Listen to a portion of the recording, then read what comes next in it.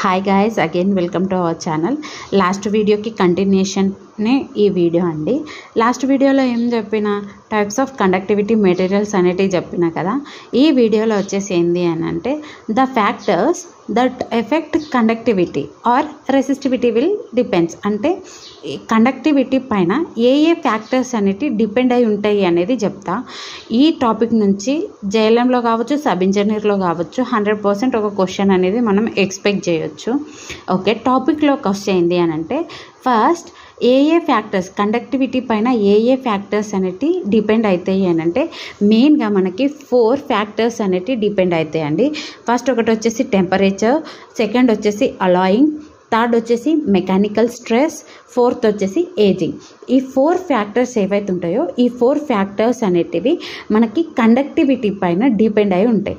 For example టెంపరేచర్స్ని తీసుకున్నట్టయితే first temperature has increase. ఎప్పుడైతే temperature అనేది ఇంక్రీజ్ అవుతుందో టెంపరేచర్ అనేది ఇంక్రీజ్ అవ్వడం వల్ల ఆటోమేటిక్గా రెసిస్టెన్స్ అనేది ఇంక్రీజ్ అవుతుంది.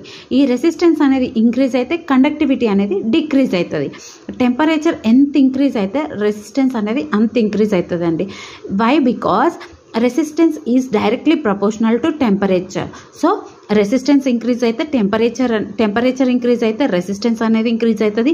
రెసిస్టెన్స్ అనేది ఇంక్రీజ్ అయితే కండక్టివిటీ అనేది డిక్రీజ్ అవుతుంది, అంటే ఫ్లో అనేది తగ్గిపోతుంది. ఓకేనా? Next allowing. అలాయింగ్ అంటే ఏంటి?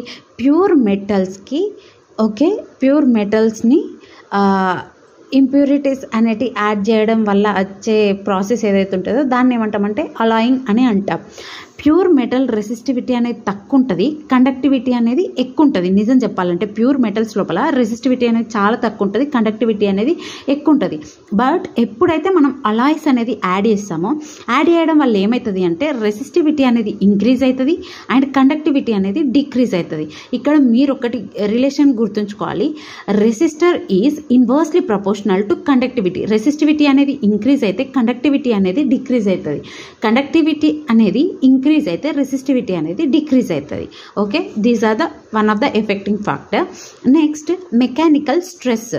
మెకానికల్ స్ట్రెస్ కూడా మెయిన్ ఇంపార్టెంట్ కండక్టివిటీ లోపల. మెకానికల్ స్ట్రెస్ అనేది ఇంక్రీజ్ అయితే రెసిస్టివిటీ అనేది ఇంక్రీజ్ అవుతుంది. వై? బికాజ్ మెకానికల్ స్ట్రెస్ అనేది ఇంక్రీజ్ అవుతుందంటే దాని లోపల హీట్ అనేది ప్రొడ్యూస్ అవుతుంది. హీట్ అనేది ప్రొడ్యూస్ అవుతుంది అంటే ఆటోమేటిక్గా అగైన్ టెంపరేచర్ అనేది ఇంక్రీజ్ అవుతున్నట్టే. సో టెంపరేచర్ ఇంక్రీజ్ అయితే మళ్ళీ రెసిస్టివిటీ అనేది ఇంక్రీజ్ అవుతుంది, కండక్టివిటీ అనేది డిక్రీజ్ అవుతుంది. సో టెంపరేచర్ రెసిస్టివిటీ అనేది డైరెక్ట్లీ ప్రపోర్షనల్.